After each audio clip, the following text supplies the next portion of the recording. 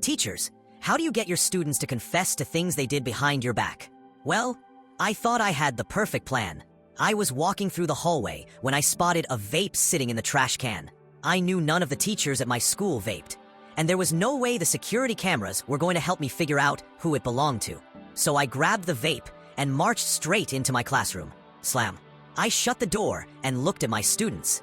"The principal just called me," I announced. The entire room went silent. "He knows what one of you did. You have exactly 5 minutes to come forward. If nobody confesses, you're all suspended for 3 days, and we're contacting your parents." None of that was true. I just wanted someone to confess. I slowly scanned the classroom, making eye contact with every student. My star student even knocked over her pumpkin spice latte. "What do you mean, suspended?" I sat back in my chair and folded my arms. 4 minutes and 30 seconds. Silence. Then chaos. Steven, one of my nerdiest students, suddenly stood up so fast that his chair fell over. His face was pale, and his hands were shaking.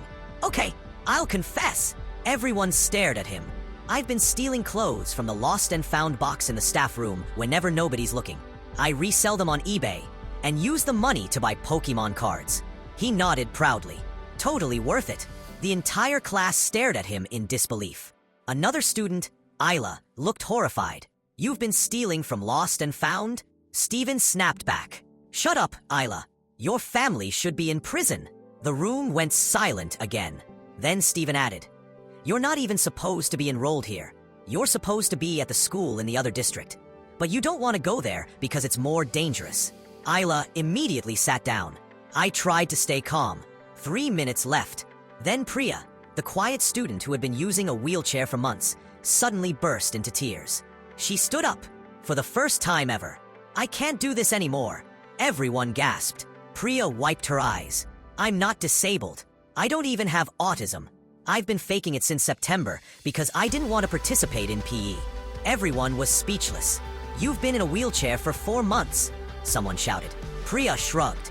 "I play soccer outside of school 3 times a week. I just hate the coach here, and the wheelchair is the easiest way to get out of PE." Then Steven suddenly screamed, "We held a fundraiser for you." Everyone turned toward him. "We raised $800 and gave it to you. Where is that money?" Priya froze. I looked at the clock. 2 minutes left. My heart was pounding. This had gone way beyond anything I'd expected. Then the school's linebacker slowly looked around the room. "If we're all confessing, I guess it's my turn." Everyone turned toward him. He swallowed.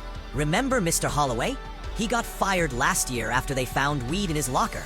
The entire room went cold. I stared at him. "Did you plant that?" He nodded. "Yes." "Why?" "Because he deserved it. He gave me a D on every paper. I just wanted him gone." His voice started shaking. I didn't think he'd actually get fired.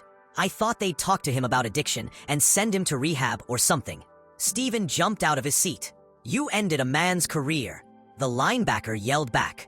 "And you're running a black market out of the lost and found." At that point, 2 students pulled out their phones. "This needs to be filmed for the school meme page," one of them said. I rubbed my forehead.